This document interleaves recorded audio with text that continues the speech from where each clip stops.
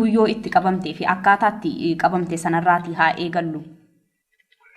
Egaan guyyaan itti qabame torbee Hacaaluun boqote sana keessadha. Haalli magaalaa Finfinnee yaaddessaa waan tureef mana namoota natti dhiyoo jiranii manatti boqodhee yeroon jiruttidha kan poolisiin magaalaa Finfinnee dhufee na qabee kan Komishinii Poolisii Oromiyaatti na kennee jechuudha.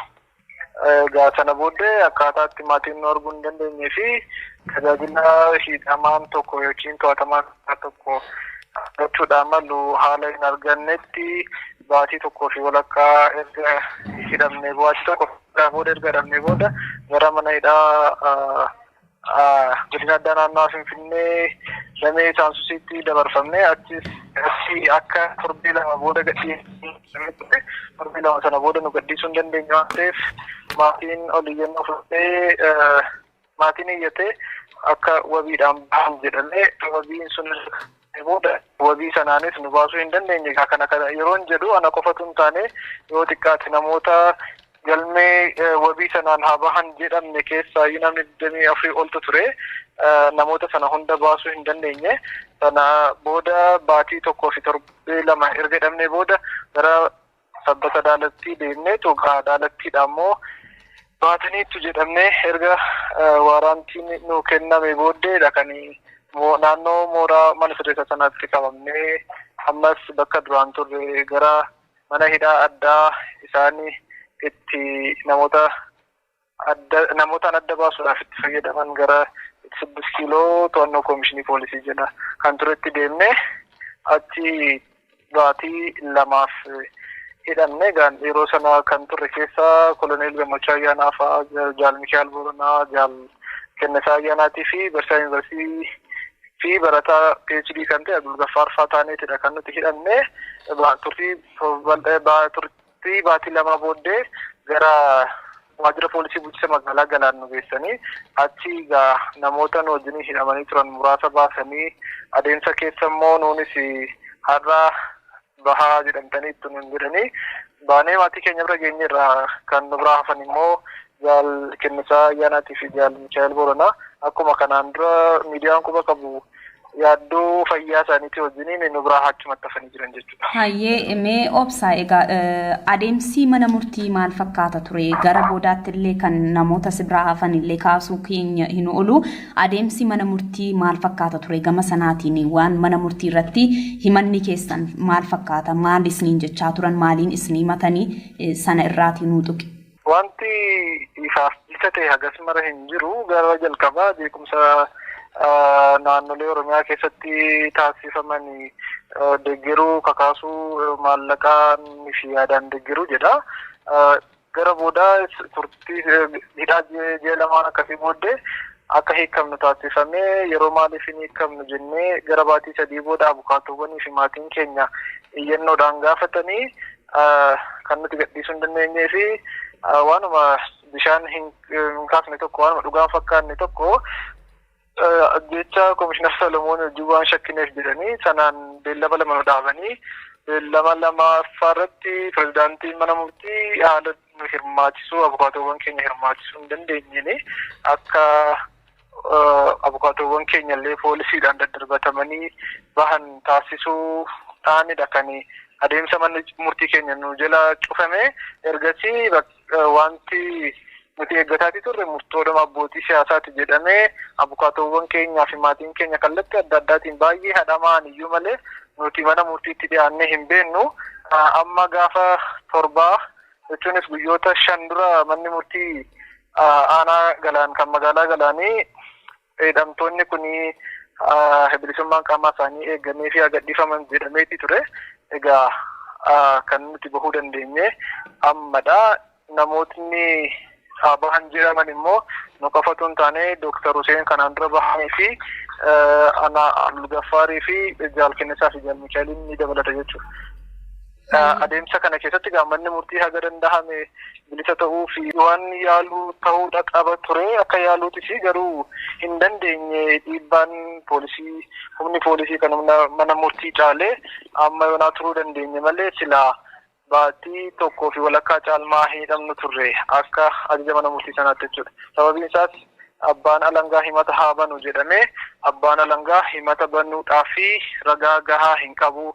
Ani mata isaanirraa cufadheera jedhee akkuma abukaatoowwan keenya yeroo adda addaa miidiyaalee adda addaatiif ibsaa turanitti abbaan alangaa nu himachuu irraa of qusatee sanas xalayyaadhaan beeksisee waamicha yeroo adda addaa manni murtiillee dhiyeessuuf ani bar maaf na waamtuu hin himadhu jedheera jedhee abbaan alangaa himachuun barbaanne isa qorataan poolisii seeraan qoratee hin dhiyeessine irratti ajajji manni murtii dabarsaatii ture kabajamaatiin ture walumaa gala.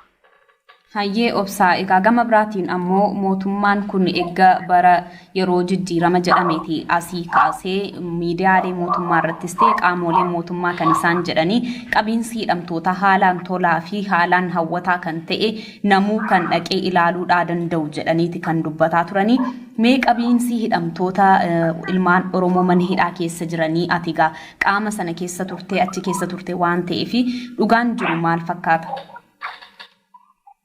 Egaan dhugaan jiru akka maatiin nu arguu hin dandeenye ifatti turtii 6 kiiloo qabnuu fi maqaan koronaa haa ta'u iyyuu malee yeroo mana sirreessaa turre sanatti maatii ittisaatii turanii deddeebisaatii turanii garuu wal argisiisuu hin dandeenye.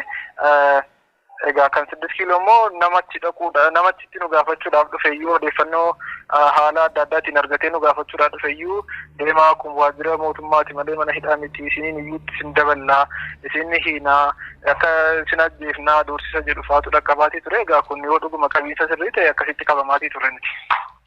Hayyee egaa mee obsagaa fuula feesbuukii kee irratti illee maxxansa tokko maxxansitee turte egaa gammachuun keenya guutuu ta'uu baatus nuyi hiikamneerraa kan jedhu waa'ila kee tokko waliin hiikamuudha kan itti poost gootee jirtu. Mee egaa kanumaan wal qabachuudhaan hidhamtoota ati biraa hiikamte isaan haala akkamiirra jiru laata sanarraati waan nu kaastu jira namoonni gariin kan dhukkubsatan hedduun jiraachuu akkasumas immoo mana qobaattillee kan yeroo dheeraadhaaf qobaatti hidhamaa turanii dararaan akkasiillee jiraachuudha kan isaa yeroo garaagaraatti maxxansaalee garaagaraan nuillee irraa quba qabnu. Gama sanaatiin maaltu jira yaalii argachaa jiranii isaanoo maal keessatti argamu? Walumaa gala erga hatiraaluun boqoteen asitti kan nuti qabamne namootni baay'een hooggantoonni dhaabbilee fi namoonni xiqqooshii hirmaannaa siyaasaa ni qabu jedhamanii yaadamanii ani ergan guyyaa isaan argeeti kaasee jaalkennisaan dhibee sukkaaraatii fi dhibee dhiibbaa dhiigaatiin dararamuu isaanii akkasumas immoo jaalkennisaan dhibee narviitii fi lafee dugdaa akkasumas immoo qaroo isaanii dhabuu irraa kan ka'e jechuun dandeettiin argaa isaanii dadhabuu irraa kan ka'e yeroo adda addaa mana yaalaa nageessaa qaroon koo kun dubbisuun dhawaa jira itoon arguu jechii jedhabaan jira jedhanii kan irra deddeebiidhaan iyyatan haa ta'u iyyuu malee namni itti gaafatamummaa fudhatee isa jedhame sana dabarsee ajaja koomishinii irraa eegganna jedhan sana fuudhee dhufee isaan wallaansise hin jiru kunoo baatii 6 fi walakkaadha guyyaatti yoo lakkoofne guyyaa 203 ol hidhamaniiru isaanii.